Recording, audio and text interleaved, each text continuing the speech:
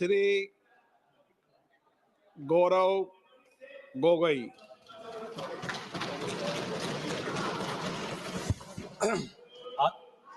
आदरणीय अध्यक्ष महोदय, मैं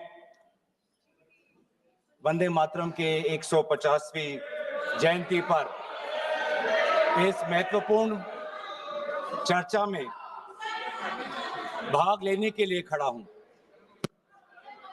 और अपने वक्तव्य के शुरुआत में मैं बंगाल के उस पवित्र भूमि को नमन करना चाहता हूं, जिस भूमि से ईश्वर चंद्र विद्यासागर आए, राजा राम मोहन रॉय जी आए, बंकिम चंद्र चटर्जी आए, स्वामी विवेकानंद जी आए, औरबिंदो घोष जी आए, खुदीराम बोस आए, कबीर नजरुल इस्लाम जी आए, रविंद्रनाथ टैगोर जी आए और सुभाष चंद्र बोस जी आए।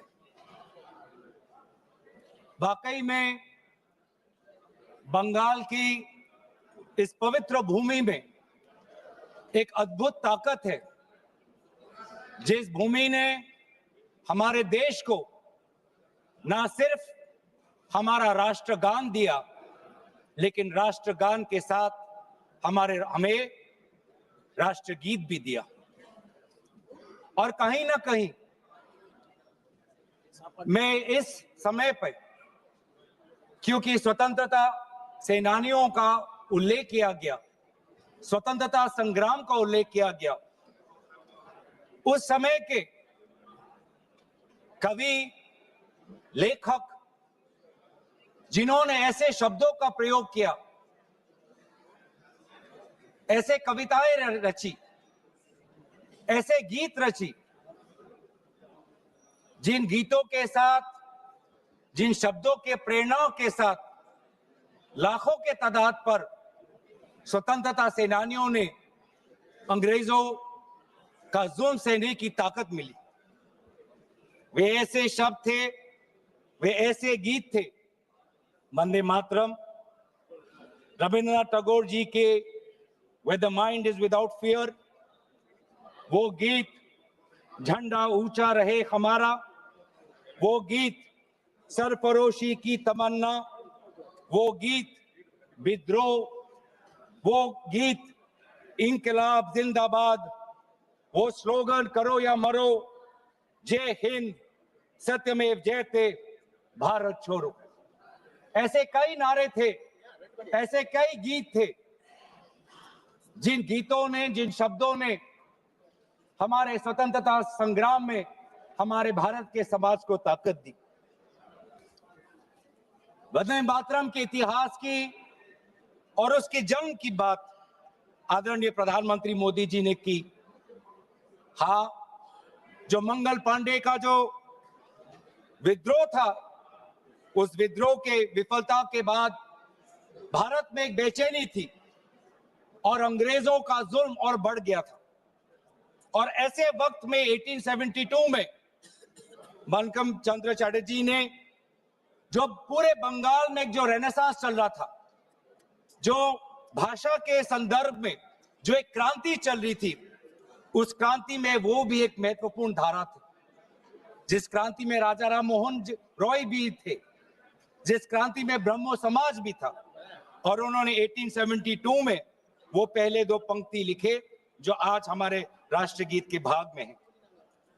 1872-75 के बाद लगभग 9-10 सालों के बाद उन्होंने आनंद मत लिखा, जहां पर उन दो पंक्तियों में उन्होंने और कई पंक्तियां जोड़ी। और आनंद मत के संदर्भ में लिखा गया,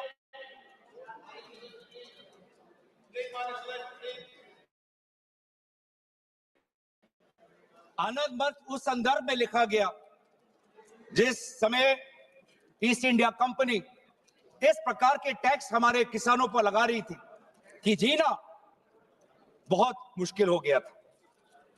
लेकिन वाकई में ये जो एक गीत था, जो आनंद मत में उल्लेखित था, वास्तविक रूप में ये नारा कब बना? इसकी शुरुआत हुई गीत से, लेकिन ये इसकी एवोल्यूशन, इसका पूर्ण जन्म एक नारा के द्वारा, एक राजनीतिक नारा के द्वारा 1905 में हुआ।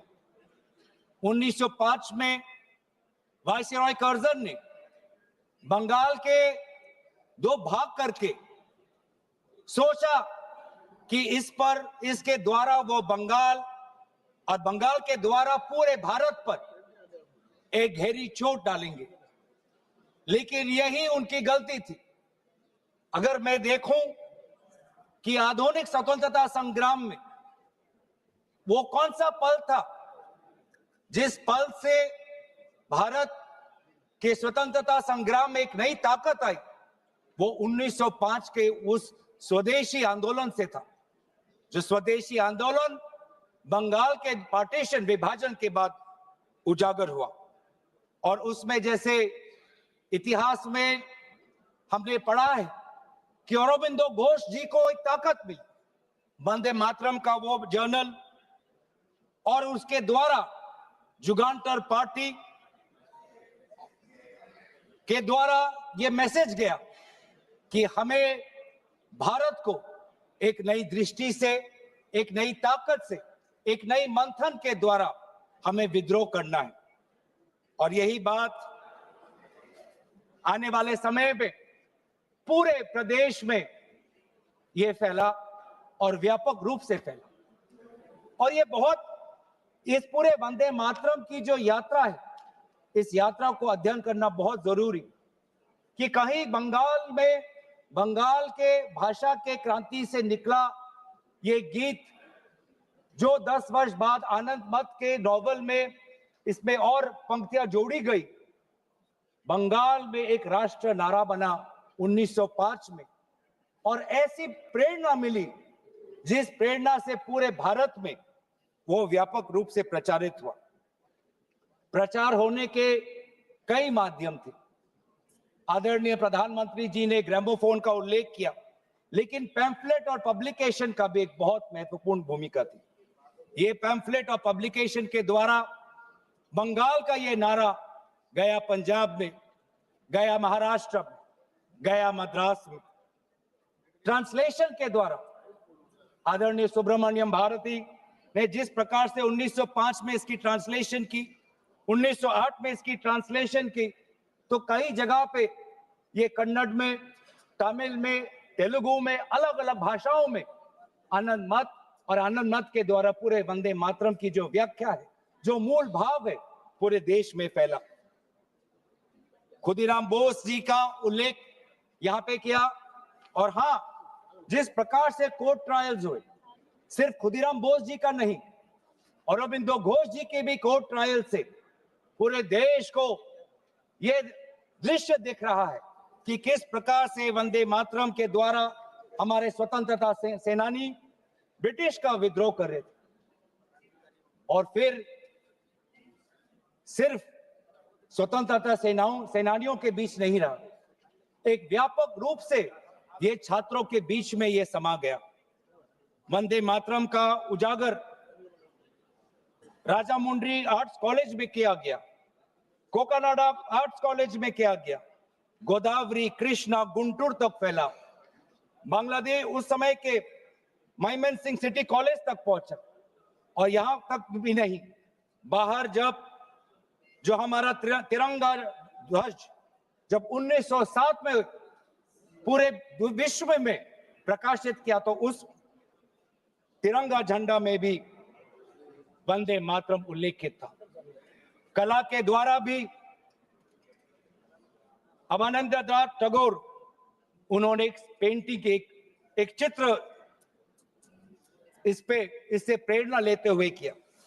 तो कहीं ना कहीं हमारे पूरे स्वतंत्रता संग्राम में कला, साहित्य का एक बहुत महत्वपूर्ण भाषा और बहुत महत्वपूर्ण भूमिका रही है। राजनीतिक नारा से, जैसे कि कहा गया, राष्ट्र में इसको एक राष्ट्रीय तवज्जो मिलने लगा। और इस वंदे मातरम को सिर्फ एक राजनीतिक नारा नहीं, लेकिन राष्ट्र गीत से इसको देखा जाए, ये तवज्जो, ये महत्व अगर कोई किसी राजनीतिक दल ने दिया तो वो कांग्रेस पार्टी ने जब 1905 का स्वदेशी आंदोलन भी नहीं हुआ, 1896 में कलकत्ता में कांग्रेस के अधिवेशन में गुरुदेव रविंद्रनाथ टैगोर जी ने खुद वंदे मातरम को एक मधुर वाणी में उन्होंने उसका गीत प्रदर्शित किया। और बाद में उन्होंने एक चिट्ठी में लिखा भी पंडित नेहरू को, that the privilege of originally setting the first stanza of Vande Mataram to the tune was mine when the author was still alive.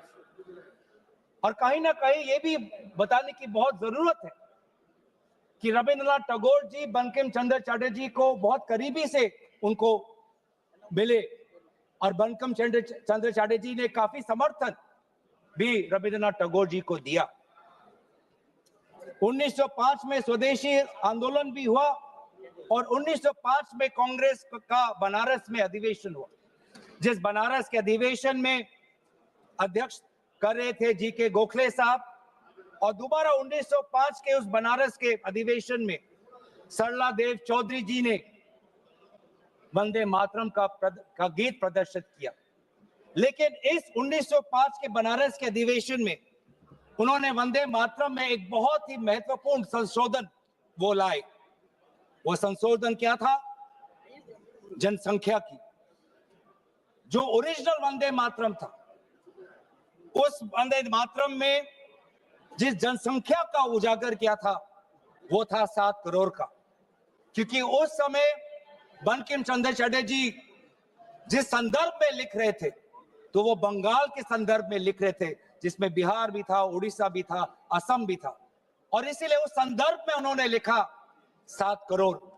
लेकिन जब 1905 में बनारस का अधिवेशन हुआ, उस 1905 के अधिवेशन में सरला देव चौधरी जी ने उस 7 करोड़ को 30 करोड़ करके पूरे एक राष्ट्र का तवज्जो वंदे मातरम को दिया। और वैसे ही महात्मा गांधी ने इंडिया ओपिनियन में उन्होंने लिखा, और 1907 में अरबिंदो घोष ने संध्या के मैगजीन में लिखा कि we want swaraj for all sons of mother India. What we want is that Hindus and Muslims both should come together to bring about Swaraj in unison. फिर अभी आप आते हैं जो मूल बात आदरणीय प्रधानमंत्री मोदी जी ने कही। आज उनके पूरे भाषण को मैंने बहुत गौर रूप से सुना, और उनके पूरे 1 घंटे के भाषण का 2 उद्देश्य था। पहला उद्देश्य यह था कि उनके बातों को सुनकर ऐसे लग रहा था कि आपके राजनीतिक पूर्वज खुद ब्रिटिश के खिलाफ लड़ रहे थे। ऐसे लग रहा था कि आपके राजनीतिक पूर्वज ने ब्रिटिश के खिलाफ विभिन्न आंदोलनों में भाग लिया। तो ये जो इतिहास को दोबारा लिखने की, रिवाइज करने की जो मंशा आज प्रधानमंत्री मोदी जी की भाषण में मुझे सुनाई दी। सर, मैं आपके साथ तो मैं तर्क वितर्क करने आया नहीं हूं। और दूसरा जो उद्देश्य था कि एक राजनीतिक रंग इस पूरे वंदे मातरम के चर्चा को देने का था। उन्होंने उजागर किया कांग्रेस वर्किंग कमेटी का और पंडित नेहरू जी का। और ये एक आदत है सर, ये मेरे पास एक टेबल है कि जब प्रधानमंत्री मोदी जी किसी भी विषय पे बोलते हैं तो पंडित नेहरू जी का नाम कितने बार लेते हैं और कांग्रेस पार्टी का नाम कितने बार लेते हैं। मैं बस एक ही उदाहरण देना चाहता हूं कि इससे पहले ऑपरेशन सिंदूर का डिबेट में हमने आदरणीय प्रधानमंत्री मोदी जी को सुना। क्या आप जानना चाहेंगे कि पंडित नेहरू का नाम कितने बार उन्होंने लिया? 14 बार। ऑपरेशन सिंदूर पे 14 बार उन्होंने पंडित नेहरू का नाम लिया। और कांग्रेस पार्टी का कितने बार? 50 बार। वैसे ही जब संविधान का 75th एनिवर्सरी मनाया जा रहा था तब 10 बार पंडित नेहरू जी का नाम लिया और 26 बार कांग्रेस पार्टी का। उस प्रकार से जब 2022 में जब राष्ट्रपति अभिभाषण पे प्रधानमंत्री मोदी जी अपना बात रख रहे थे तो 15 बार पंडित नेहरू का नाम लिया। रेफरेंस 2020 में, सर मैं आपके साथ तर्क वितर्क नहीं करने आया सर। 2020 में जब राष्ट्रपति अभिभाषण पर प्रधानमंत्री मोदी जी ने भाषण दिया तो 20 बार पंडित नेहरू का नाम लिया। तो इसीलिए उनका आज दूसरा उद्देश्य तो मैं समझ गया, लेकिन बड़े विनम्रता से मैं आदरणीय प्रधानमंत्री मोदी जी को मैं कहना चाहता हूं और उनके पूरे मैं दल को कहना चाहता हूं और पूरे इनके ढांचे को कहना चाहता हूं, आप चाहे जितना भी कोशिश कर लो, आप पंडित नेहरू जी के जो उनका योगदान था उस पे एक भी काला दाग आप लगाने में सक्षम नहीं होंगे। आप चाहे पूरे कोशिश कर लो, आप एक भी उन पे काला दाग लगाने में आप सफल नहीं होंगे।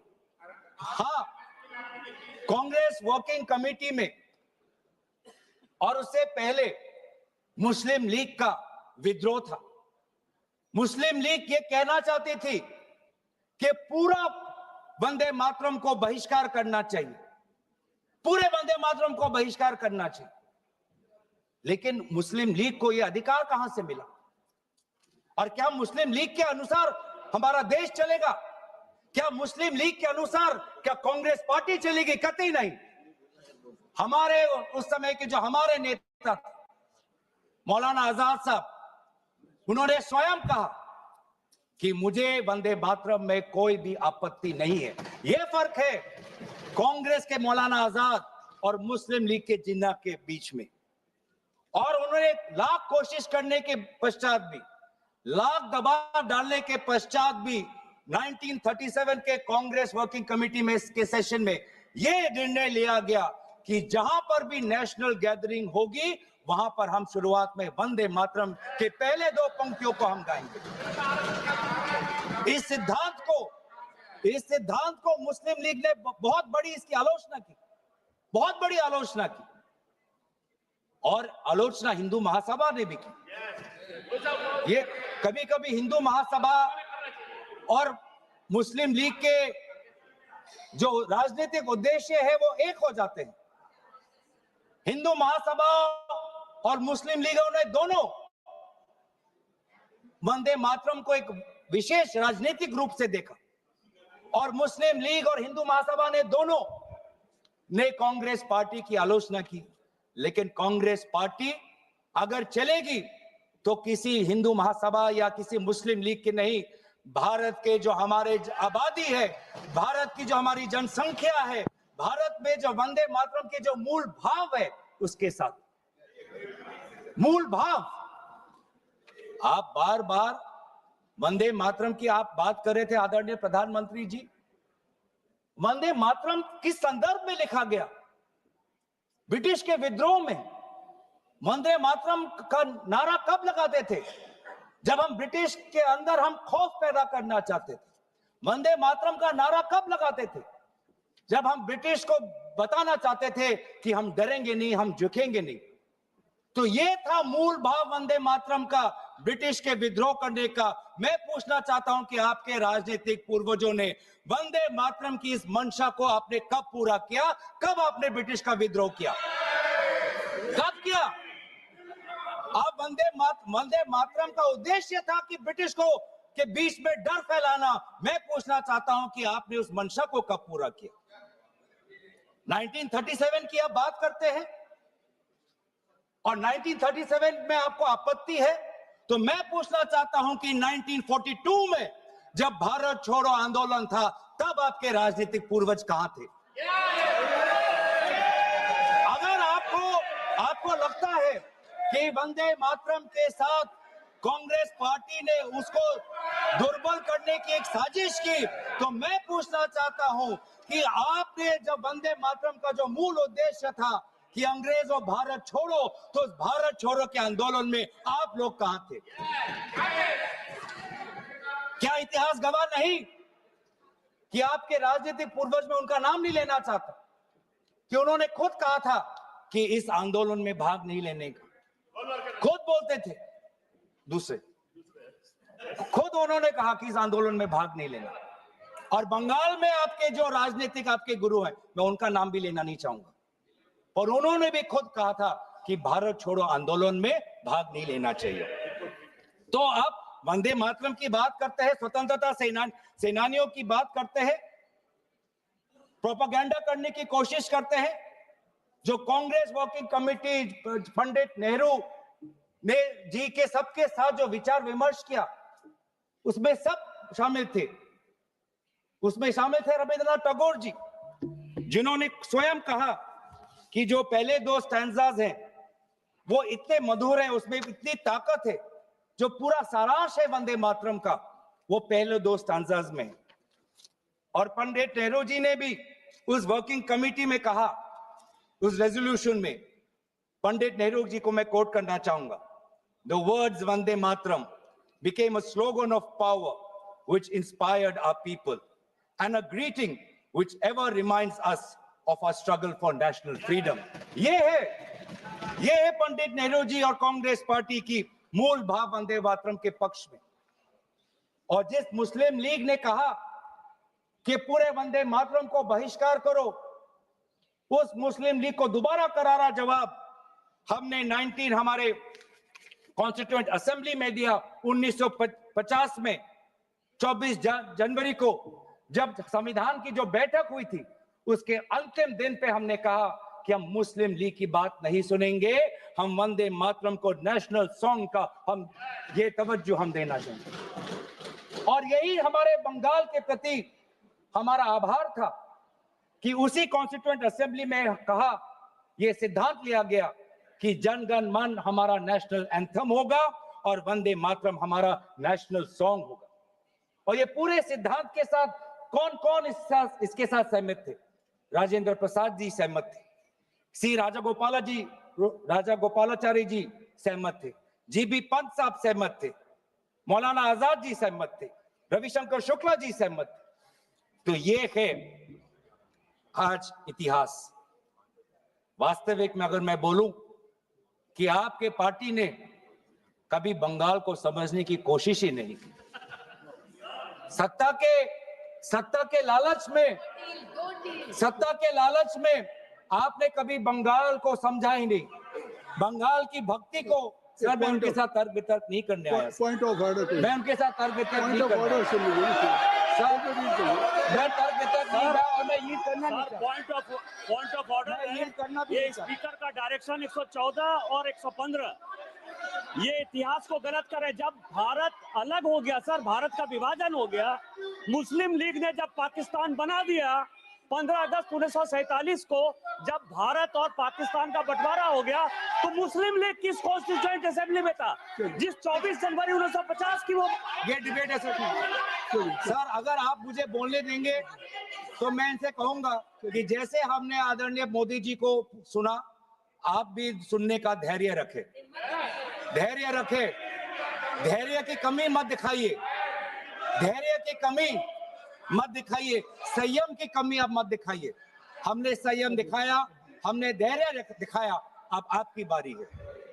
आपने बंगाल को कभी समझा नहीं, आपने बंगाल की भक्ति को नहीं समझा, आपने बंकिम चंद्र चटर्जी को नहीं समझा।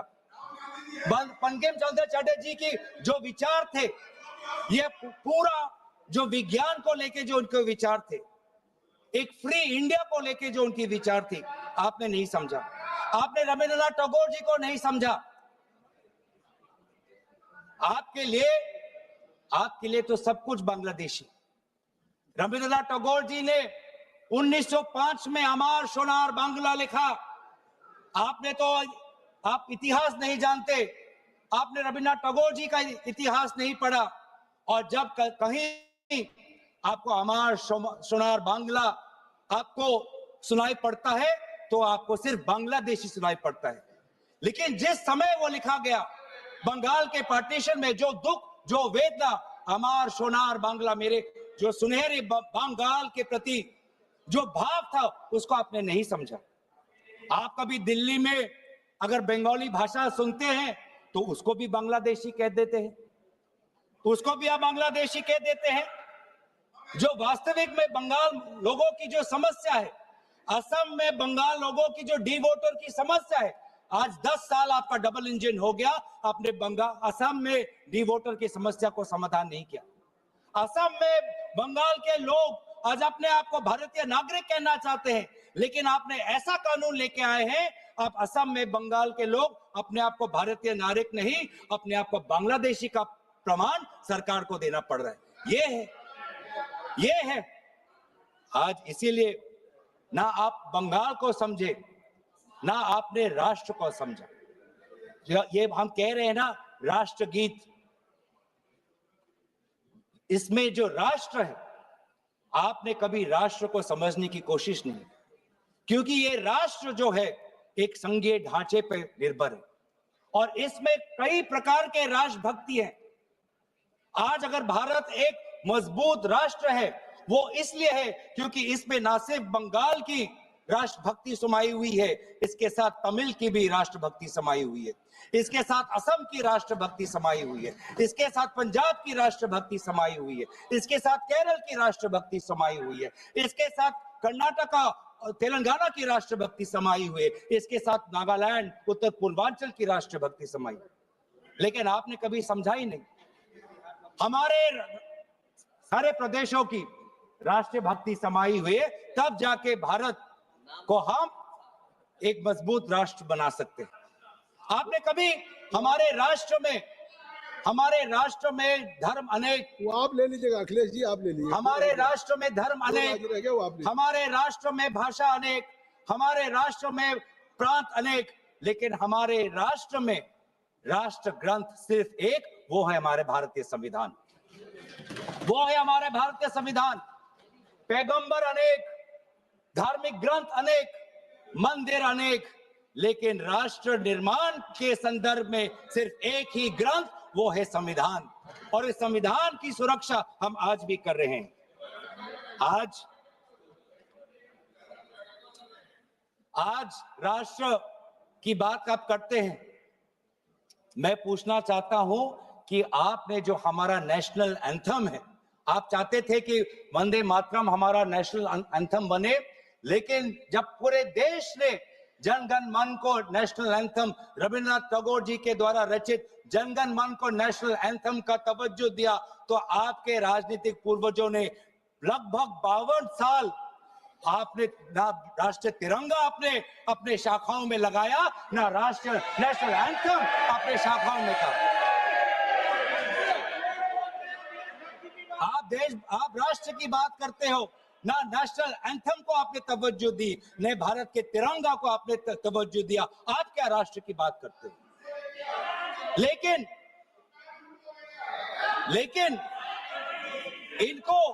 इनको सत्ता का, इनकी जो परिभाषा है सत्ता की, वो अलग है। इनको लगता है कि अगर सत्ता मिल गया तो पूरे राष्ट्र पर ये शासन चलाएंगे। ये लोग, यही फर्क है। मैं समझ, यही। धन्यवाद संजय जायसवाल जी, धन्यवाद। क्योंकि हमारे लिए सत्ता शासन का नहीं, हमारे लिए सत्ता सेवा का माध्यम है। सेवा का माध्यम, ये फर्क है। ये संजय जी को आप धन्यवाद दे। ये फर्क है। ये संजय जी को आप धन्यवाद। आपके साथ तो मैं नहीं करना है, आपके साथ तो नहीं करना। ये फर्क है। राजतंत्र और लोकतंत्र में राजा शासन करना चाहता है और सेवक भारत के संविधान को सेवा करना चाहता है। ये फर्क है राजा और सेवक में।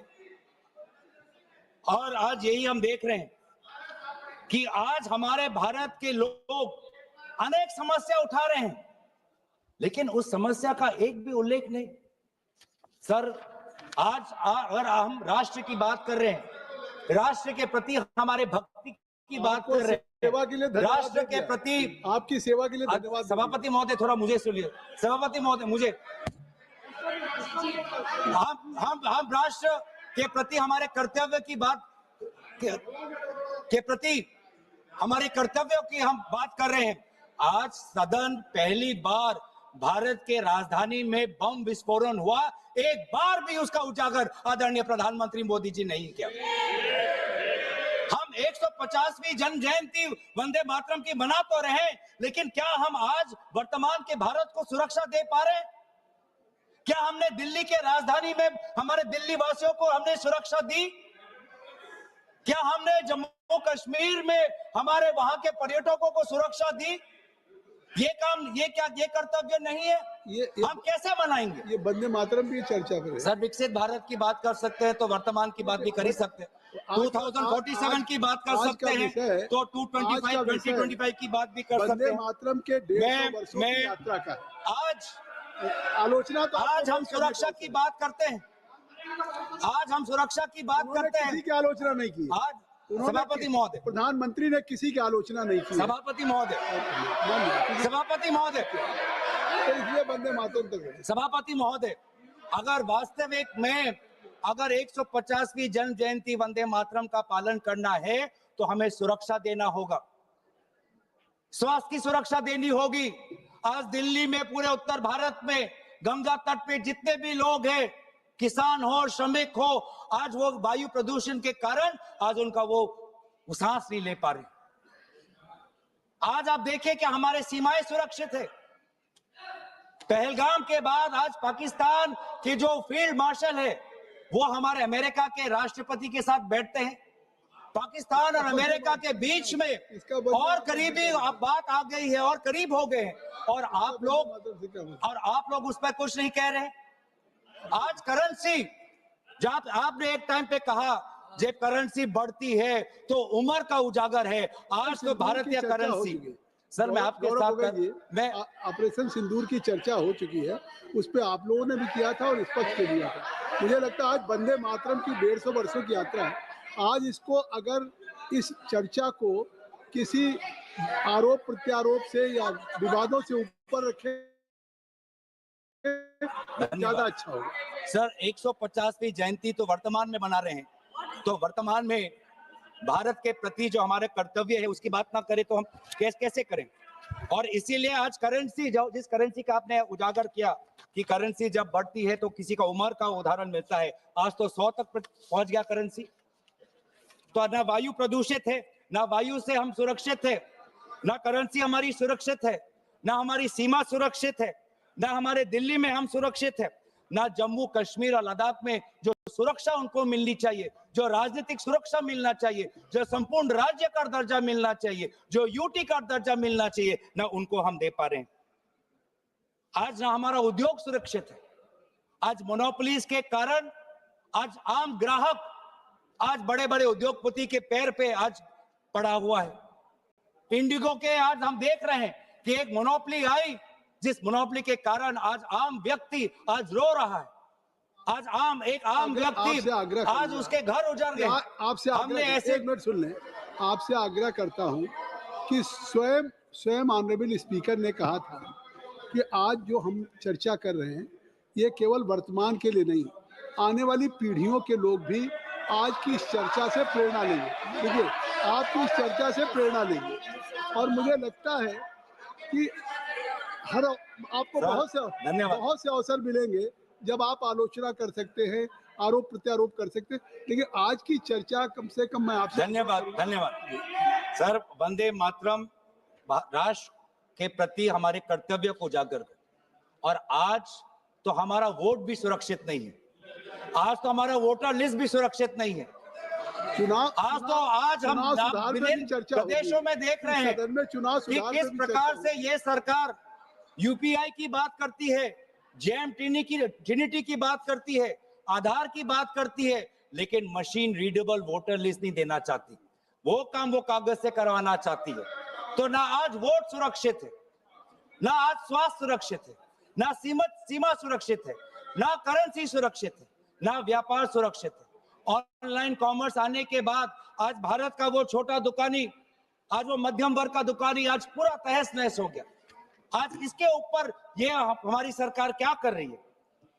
लेकिन ये सरकार सवाल से डरती है, चर्चा से डरती है, और ये चाहती है कि अगर ये संस्थाओं को इन्होंने अगर कैप्चर कर लिया, आपने चर्चा संस्थाओं इतनी अच्छी शुरू की थी, और अगर आप अपने चर्चा के भाषण करें तो वाकई वो चर्चा देश के लिए एक अच्छी आपने की, लेकिन अब उस चर्चा को मुझे लगता है वहां तक रखिए सीमित। तो सर, मैं तो अपने विषय पे रहूंगा। ये सरकार ये समझती है कि अगर इन्होंने संस्थाओं को जकड़ लिया तो भारत की हमारी जो सोच है, भारत के जो हमारी जो मूल्य हैं उनको भी जकड़ लेंगे, उनको भी कब्जा कर लेंगे। ये होने नहीं वाला।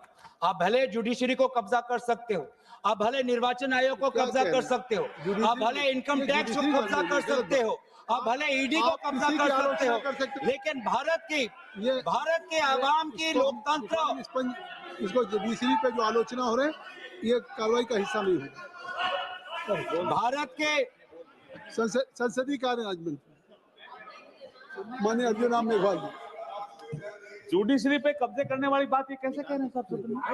ये जुडिशरी पे, ये न्यायपालिका पे अपमान है। सुप्रीम कोर्ट का ये क्या कह रहे हैं? ये कोई नोटिस दिया है क्या चर्चा करने के लिए? जुडिशरी पे हमने उसको कार्रवाई के हिस्से से निकाल दिया। हाँ ठीक है, ओके। बोलिए। तो सर ये आज हमारे भारतीय नागरिकों के आम जो अधिकार है उनको भी कब्जा करना चाहती है। जो वोट देने का अधिकार, जो स्वतंत्र विचार का अधिकार, किसी से प्रेम करने का अधिकार, अपने अनुसार विचार रखने का अधिकार, सरकार को आलोचना करने का अधिकार, सरकार को सवाल पूछने का अधिकार, इन अधिकारों को भी ये छीनना चाहती है। और अगर यह इन अधिकारों को छीनना चाहती है तो ये बंकिम चंद्र चटर्जी के काल्पनिक जो कल्पना के अनुसार जो भारत के जो सपना देखा था उसके विरोध में वो जा रहे हैं। जो रविंद्रनाथ टैगोर जी ने जो एक फ्री इंडिया का जो एक कल्पना की थी उसके विरोध में जा रहे हैं। तो इसीलिए आज ब्रिटिश तो रहे नहीं, लेकिन ब्रिटिश का divide and rule policy follow करने वाले आज भी कुछ राजनीतिक ताकत आज भी है। जिस प्रकार से ब्रिटिश ने सेडिशन का कानून इस्तेमाल कर भारत के वैचारिक जो हमारी स्वतंत्रता है उसको पकड़ने का काम किया, आज भी ऐसे कुछ राजनीतिक ताकत है जो सेडिशन के कानून के द्वारा हमारे ही नागरिकों को जेल में रख रही है। तो इसीलिए आज हम उन ताकतों को कहना चाहते हैं कि हमारी पार्टी और विपक्ष की पार्टी और इंडिया अलायंस भारत के हम आम नागरिक के साथ खड़े हैं। और हम आज भी प्रतिबद्ध हैं कवि रविंद्रनाथ टैगोर जी के उस वो महान पंक्ति के प्रति, जिन पंक्तियों को मैं अंत में उजागर करते हुए मैं अपने भाषण को समाप्त कर दूंगा। Where the mind is without fear, where the mind is without fear and the head is held high, where knowledge is free, where the world has not been broken up into fragments by narrow domestic walls, where words come out from the depth of truth, where tireless striving stretches its arms towards perfection, where the clear stream of reason has not lost its way into the dreary desert sand of dead habit, where the mind is led forward by thee into ever-widening thought and action, into that heaven of freedom, my Father, let my country awake. इन्हीं पंक्तियों के प्रति हम हमेशा कार्यबद्ध रहेंगे और यही कहते हुए मैं अपनी वाणी को समाप्त करना चाहता हूँ। धन्यवाद। जय हिंद, वंदे श्री मातरम। अखिलेश यादव जी, श्री बहुत बधाई। आदरणीय सभापति महोदय, मैं आपका धन्यवाद देता हूं कि इस ऐतिहासिक चर्चा जो 150वीं वर्ष में हो रही है उसमें मुझे बोलने का मौका मिल रहा है।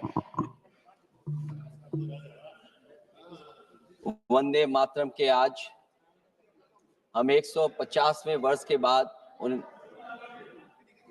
दोबारा हम लोग इस सदन में याद कर रहे हैं और हमें गर्व है इस बात का कि हम लोग इस समय पर बंकिम चंद्र